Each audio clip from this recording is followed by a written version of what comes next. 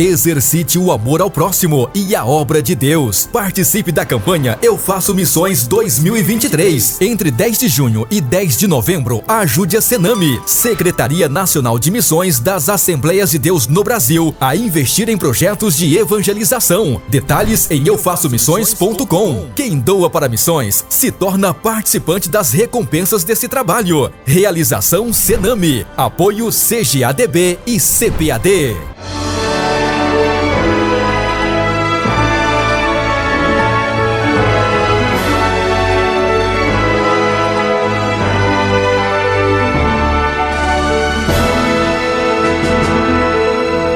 Subsídios.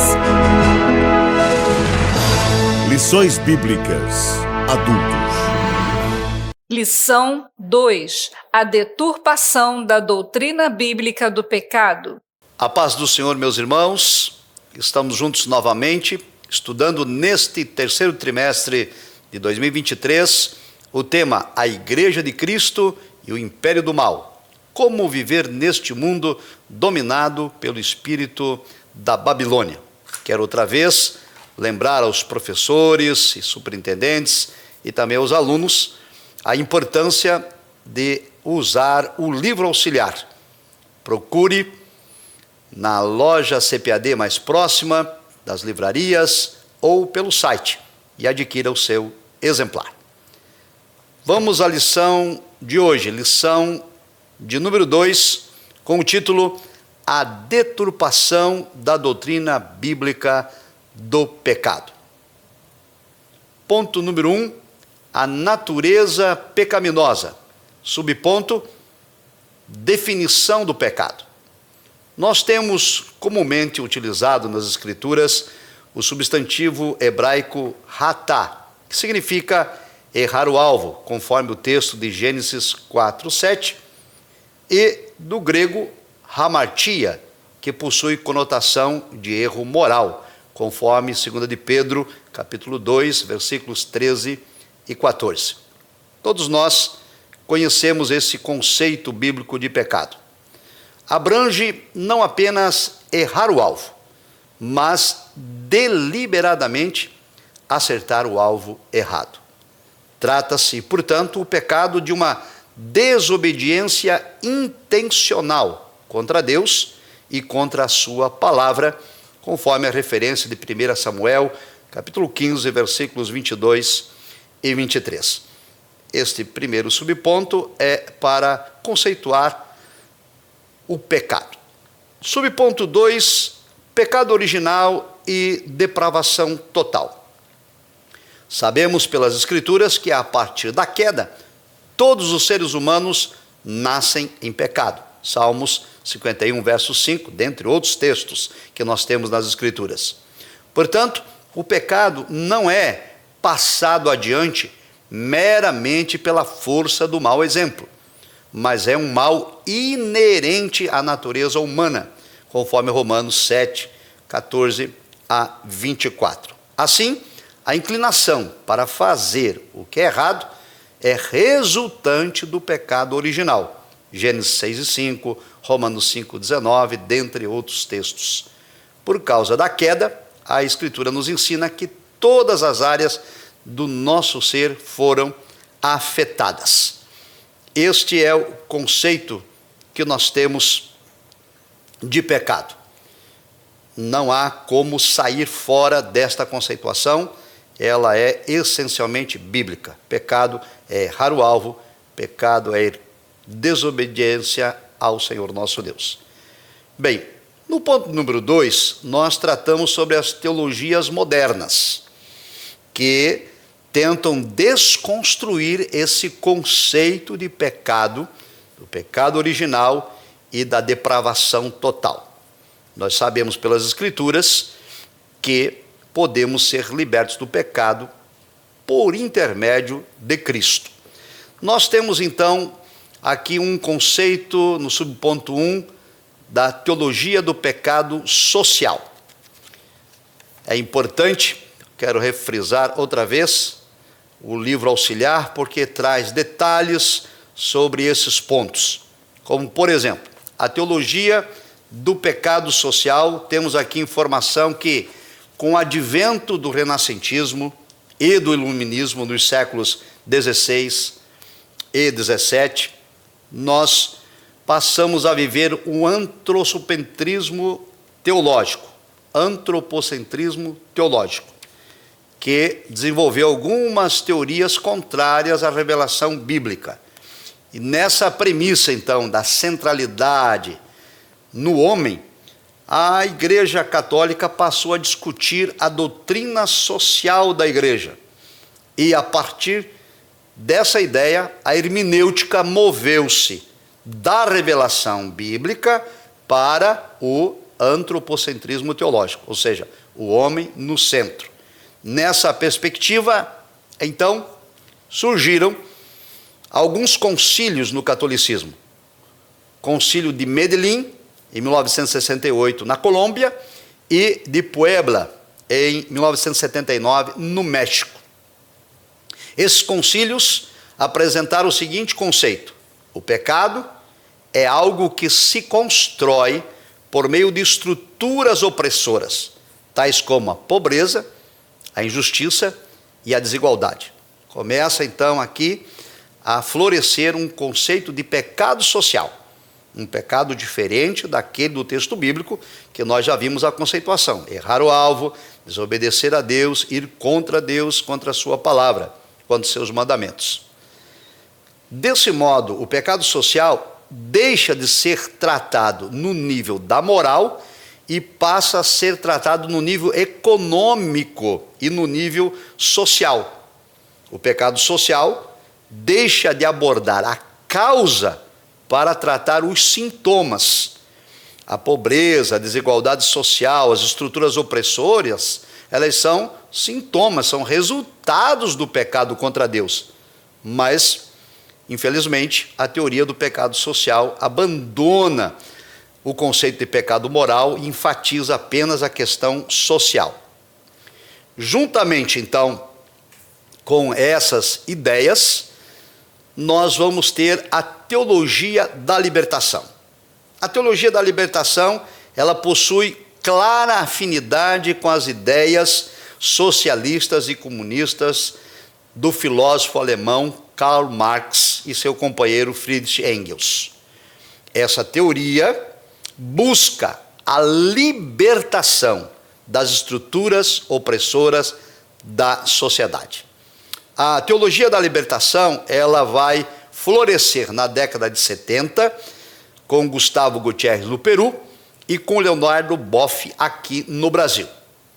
Então, o fazer teológico da teologia da libertação não é centrado nas doutrinas bíblicas para libertar o homem do pecado, mas na indignação para libertar o homem da injustiça social, econômica e cultural.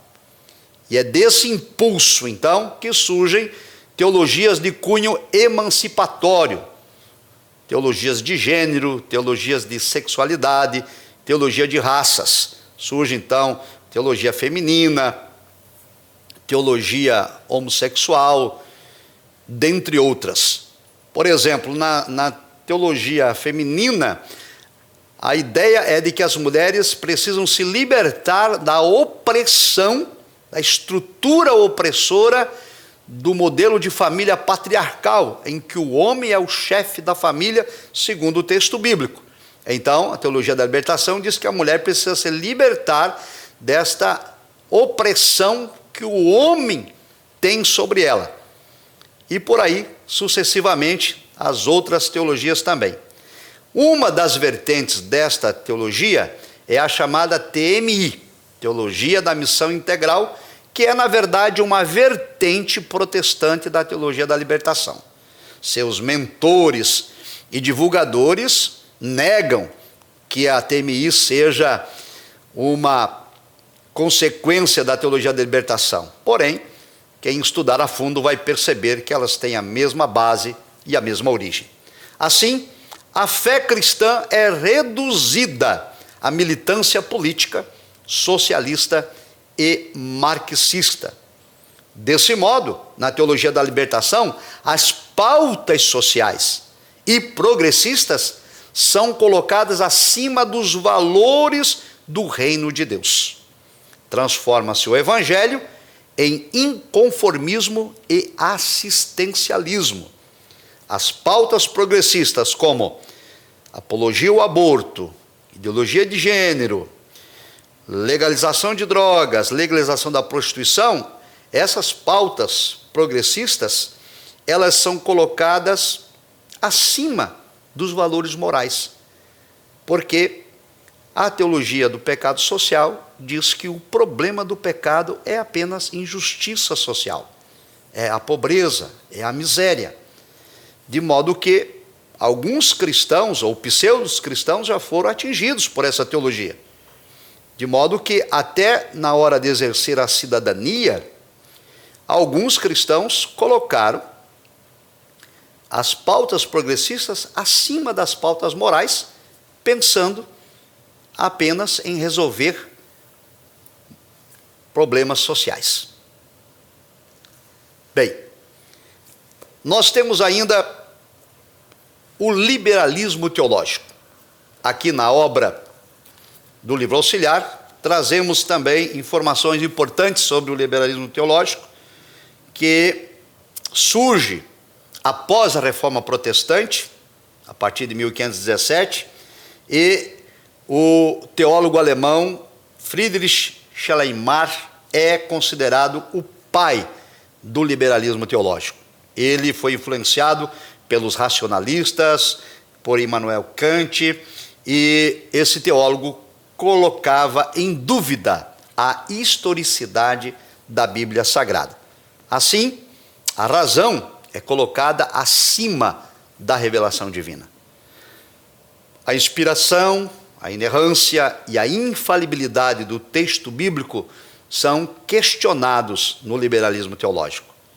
Até os milagres e o sobrenatural são considerados no liberalismo teológico como mitologia.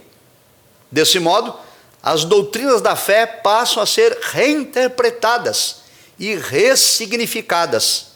O pecado é relativizado, prega-se o ecumenismo religioso e toda a experiência espiritual passa a ser considerada válida, mesmo que ela não tenha aprovação bíblica, mesmo que ela não receba o crivo das Escrituras Sagradas.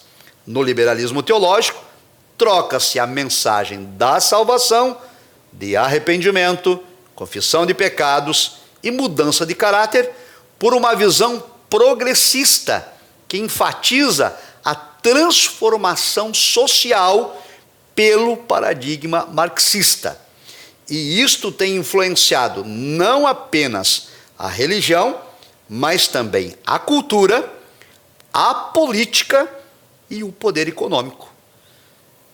Veja que na lição de número 1, nós abordamos que o espírito da Babilônia é uma ação deliberada, um sistema mundial contrário aos valores cristãos, e o liberalismo teológico está a serviço do espírito da Babilônia. Essa teoria do pecado social está a serviço do espírito da Babilônia, desconstruindo o conceito bíblico de pecado e trazendo então para a sociedade e para aqueles que se intitulam religiosos a ideia de que se deve combater, primeiro, injustiças sociais e não se importar com as questões de ordem moral. Assim, o ideário dessa teologia liberal é de oposição ao conservadorismo teológico que se fundamenta na revelação bíblica. E é por causa disso que os que defendem a ortodoxia bíblica e se posicionam contrário às pautas progressistas são alvo de patrulhamento ideológico e são acusados de maneira pejorativa como fundamentalistas, retrógrados, de discurso de ódio e todas as demais ofensas que nós estudamos na lição de número 1. Como a igreja deve então se posicionar em relação a isto?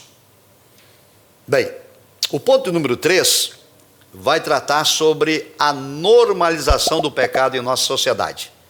Vivemos, no subponto 1, uma crise ética e moral em nosso país e no mundo todo. O conceito deturpado e relativizado do pecado resulta em desvio e falha de caráter.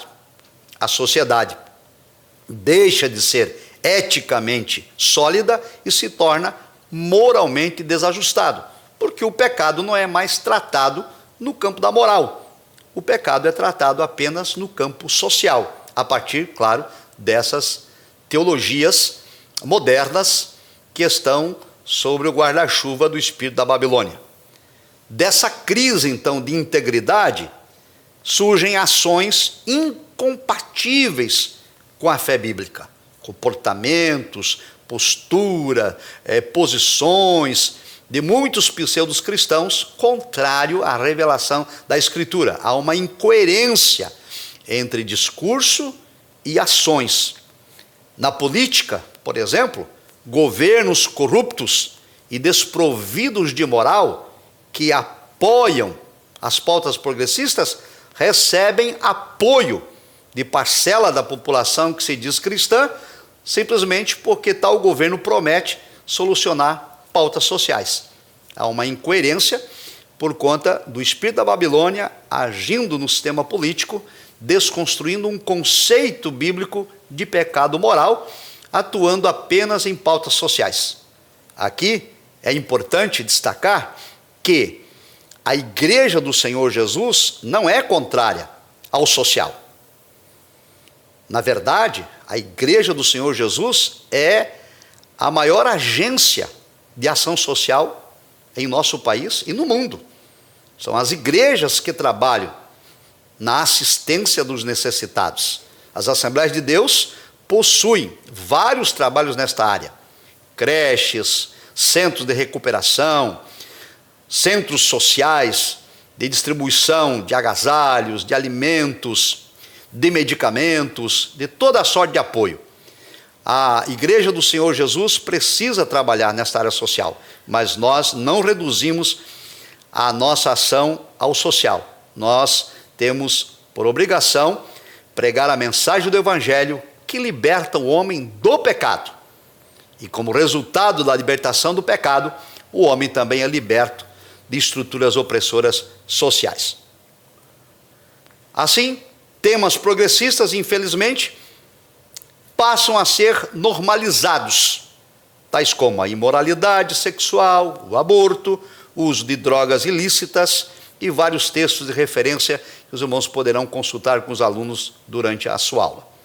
Um outro aspecto da normalização do pecado é a imoralidade sexual. Em defesa da liberdade de decisão sobre o próprio corpo, banaliza-se o sexo pré-conjugal, extraconjugal, e se normaliza a chamada homoafetividade. Todas pautas progressistas baseadas em teologias liberais. Ações governamentais, a mídia, a cultura, a arte, o entretenimento se enganjam para fazer da prática imoral algo comum, que deve ser aceito por todos. Uma imposição de uma nova cultura, contrária aos valores cristãos, sempre sob o guarda-chuva do espírito da Babilônia. Eleva-se então a imoralidade sexual ao status de direito fundamental. E ninguém pode ousar criticar ou se colocar contrário a esta posição tomada por alguns. Quem pensa diferente torna-se alvo do ódio da militância e do patrulhamento ideológico que vai tentar desacreditar a fala de quem se posiciona contra, vai tentar macular a reputação de quem tem um discurso diferente e até mover ações penais para cercear a liberdade de expressão de quem pensa diferente do espírito da Babilônia que está dominando a sociedade pós-moderna do qual nós estamos inseridos. Um outro ponto também a se destacar dessa normalização do pecado é a dessacralização da vida. A Bíblia ensina que a vida humana é sagrada e não pode ser violada. Deus é o autor da vida, Ele é que tem autoridade para dar e tem autoridade para tomá-la de volta, e não um homem. Então, ratifica-se que a sacralidade da vida humana tem sua origem em Deus. A origem da vida é divina.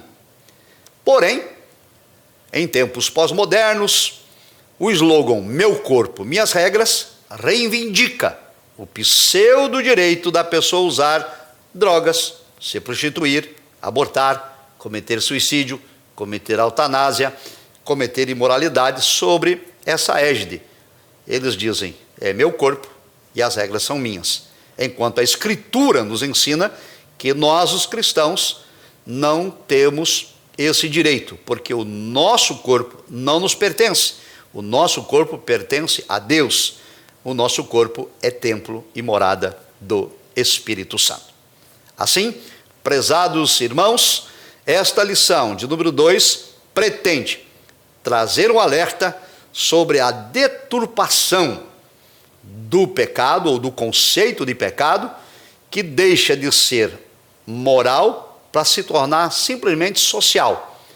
Eles ensinam que é preciso libertar as pessoas da opressão das estruturas e que isto que é pecado. Então, por exemplo, a Bíblia Sagrada condena a prática da imoralidade. Nesse sentido, a Escritura condena o adultério, a prostituição, a homossexualidade, a fornicação, a pornografia, a pedofilia, o incesto, dentre outros pecados imorais. Porém, nesse conceito de pecado social, essa estrutura bíblica é opressora e é preciso libertar-se desses tabus. Então lhes apregou liberdade sexual. Cada um faça do seu corpo o que quiser. Tanto que hoje não se fala mais em sexualidade no singular, mas em sexualidades no plural. E quem se posicionar contra será alvo do patrulhamento ideológico. Além disso, muitos estão focados apenas no social, em desconstruir o pecado moral e trabalhar no ativismo social de combate à pobreza, de combate à miséria, com um discurso muito belo, porém nem sempre prático. Desse modo, a Igreja de Cristo precisa trabalhar tanto no combate ao pecado de ódio moral, como também suprir as necessidades sociais. Embora a Igreja do Senhor Jesus não tenha falhado nesse ponto. Deus abençoe aos amados irmãos e até a próxima lição. Um abraço, a paz do Senhor.